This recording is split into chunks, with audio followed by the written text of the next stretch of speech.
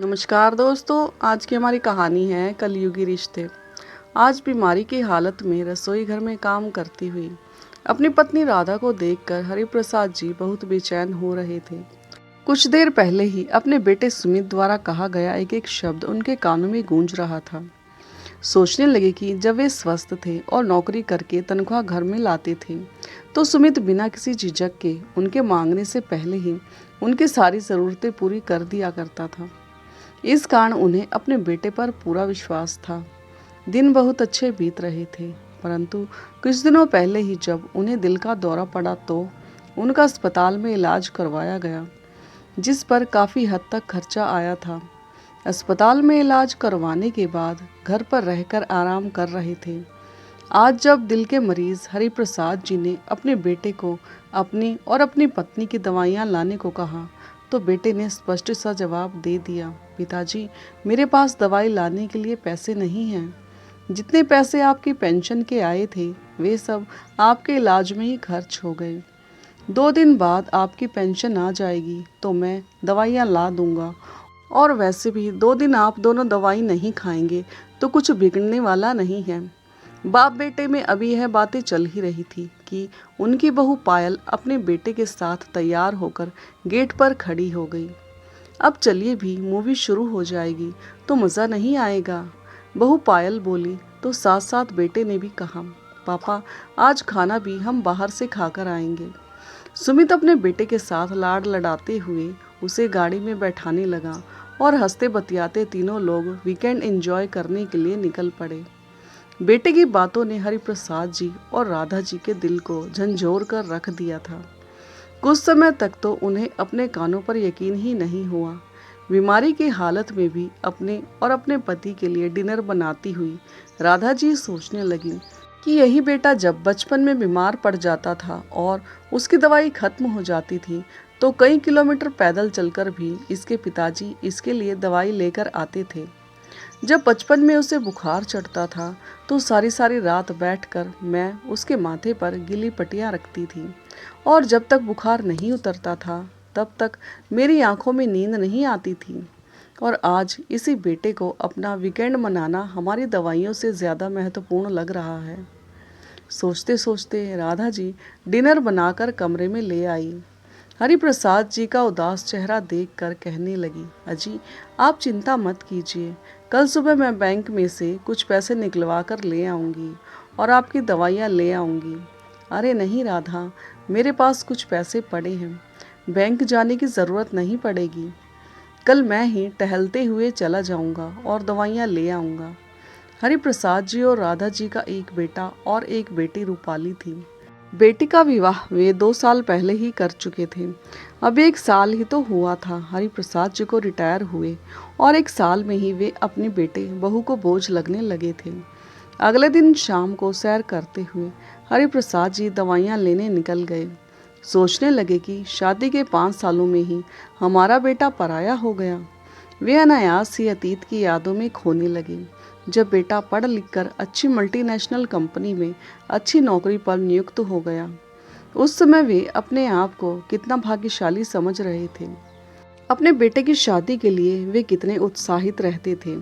उन्होंने कोई मांग नहीं रखी थी कि लड़की चाहे नौकरी वाली हो या घरेलू हो, उन्हें कोई परेशानी नहीं थी। बस लड़की का स्वभाव उन्हें अच्छा चाहिए था ताकि वह परिवार के सभी लोगों के साथ मिलजुल कर रह सकें। बेटे की शादी की जिम्मेदारी हरिप्रसाद जी ने अपनी पत्नी राधा पर ही छोड़ रखी थी, और राधा जी हमेशा से यही चाहती थी कि सुमित अपनी पसंद की लड़की से ही शादी करे। माँ द्वारा पूछे जाने पर सुमित ने बता दिया कि वह एक लड़की को पसंद करता है जो उसके साथ ही उसकी कंपनी में काम करती है। सुमित द्वारा अपनी पसंद बताए जाने पर राधा जी और हरिप्रसाद जी ने भी उनकी शादी के लिए सहमति दे दी। उन्हें पायल के बात करने का ढंग और परिवार भी बहुत पसंद आया। देखते ही देखते वह दिन भी आ गया था जब पायल उनके घर दुल्हन बनकर आई थी। 2 दिन बाद ही सुमित अपनी पत्नी पायल के साथ घूमने फिरने चला गया था। घूम कर आए तो उसकी बहू पायल बहुत सारे तोहफे खरीद कर ले आई थी, लेकिन अपने ससुराल वालों के लिए नहीं बल्कि अपने मायके वालों के लिए। लेकिन उस समय यह बात उन्हें यह सोचकर टाल दी कि नई नई शादी हुई है तो लड़की का झुकाव अपने मायके के लिए रहता ही है। उसके 2 दिन बाद ही बेटा बहू ने अपना ऑफिस ज्वाइन कर लिया था। राधा जी हर रोज सुबह सुबह उठकर अपने बेटे और बहू का टिफिन बना दिया करती थी और दोनों के लिए नाश्ता भी बनाकर तैयार रखती थी। सुमित और पायल दोनों एक साथ दफ्तर के लिए निकल जाया करते थे। कुछ दिनों तक तो ऐसा ही चलता रहा। सब कुछ ठीक चल रहा था, लेकिन कुछ दिनों बाद राधा जी ने महसूस किया कि उनकी बहू पायल उनके साथ काम करवाने में बिल्कुल भी दिलचस्पी नहीं लेती थी। रात को सुमित के साथ ही घर वापस आया करती थी और उसके बाद अपने कमरे में चली जाती थी।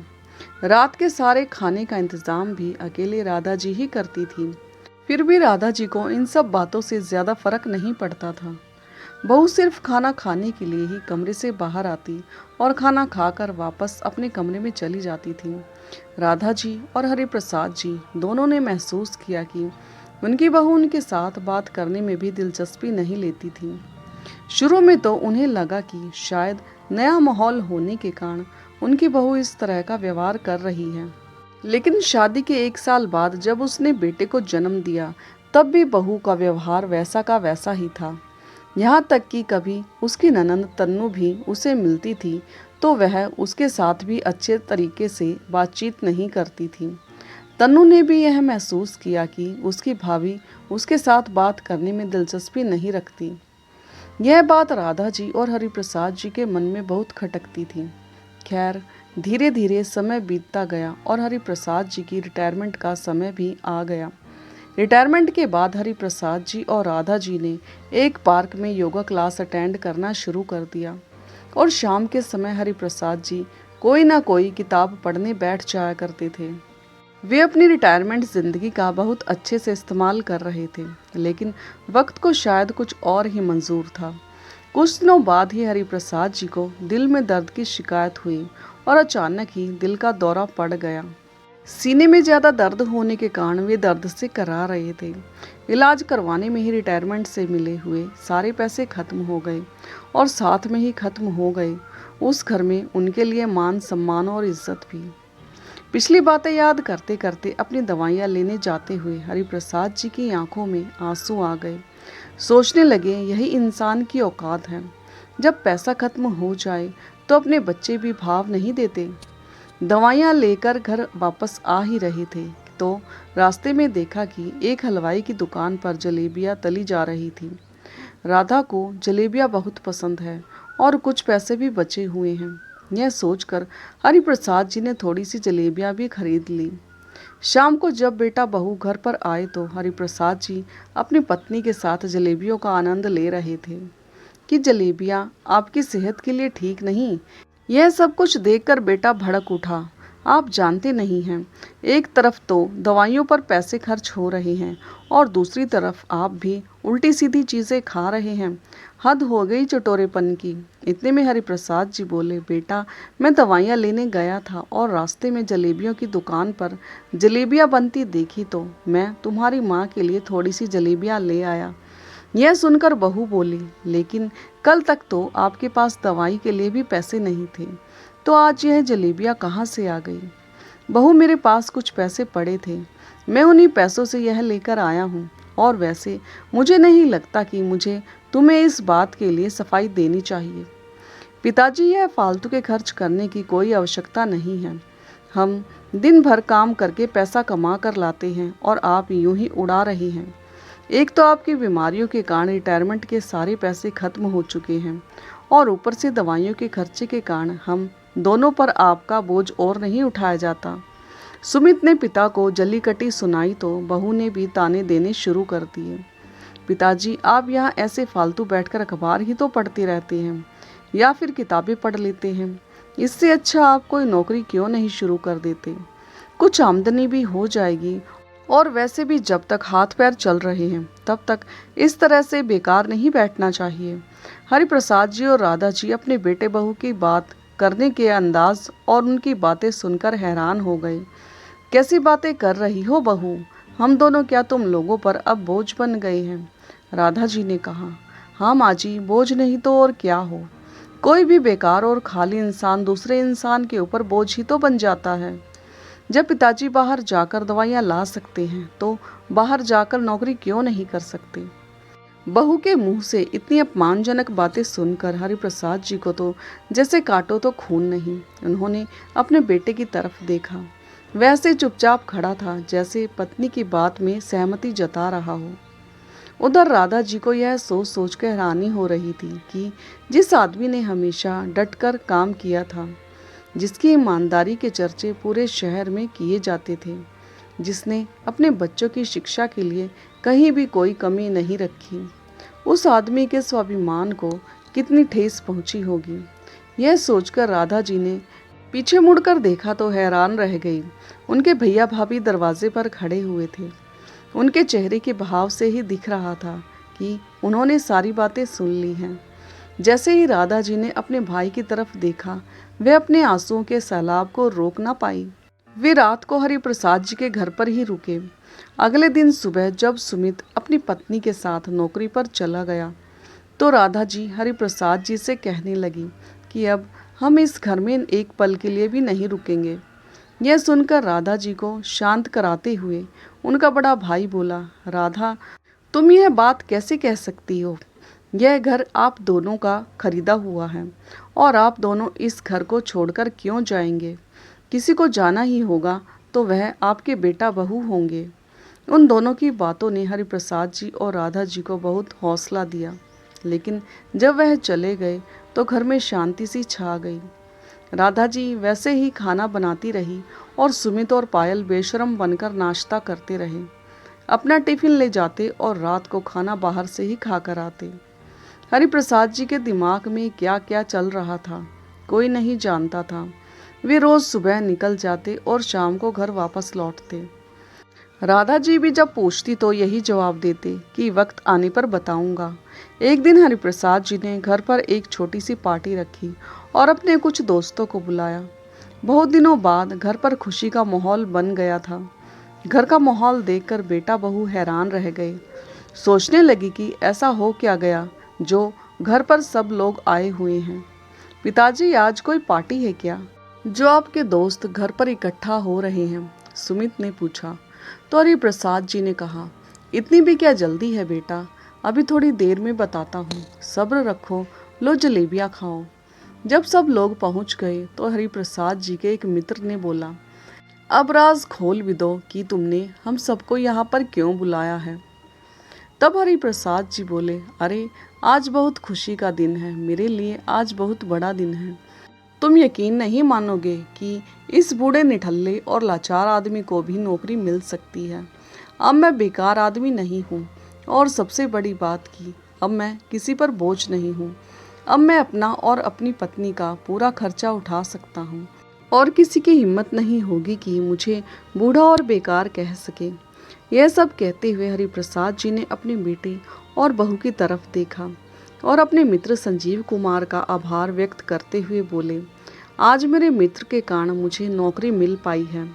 इन्होंने मुझे अपने दफ्तर में अकाउंटेंट के पद पर नौकरी लगवा दी है, जहां मेरा वेतन भी बहुत अच्छा है और इसी खुशी में मैंने आज सबके लिए पार्टी रखी है। सब लोग खा पीकर उन्हें बधाई देने लगे।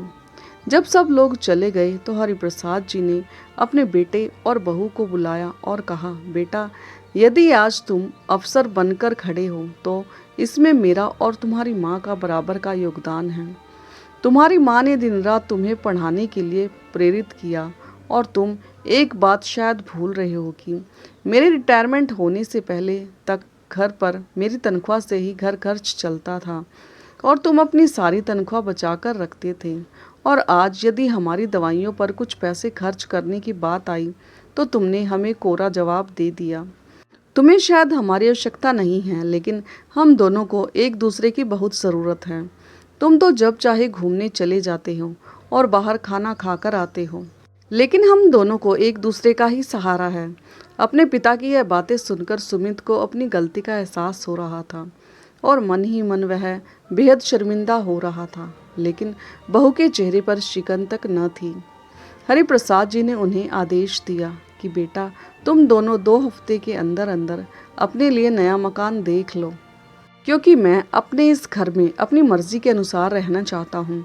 मैं यह बात कतई बर्दाश्त नहीं करूँगा कि मेरे घर में वह लोग रहें जो मुझे बेकार समझते हैं। अब यह बूढ़ा स्वाभिमान के साथ जीना चाहता है। यह सुनकर सुमित जड़तब रह गया और बहू का मुंह खुला का खुला रह गया।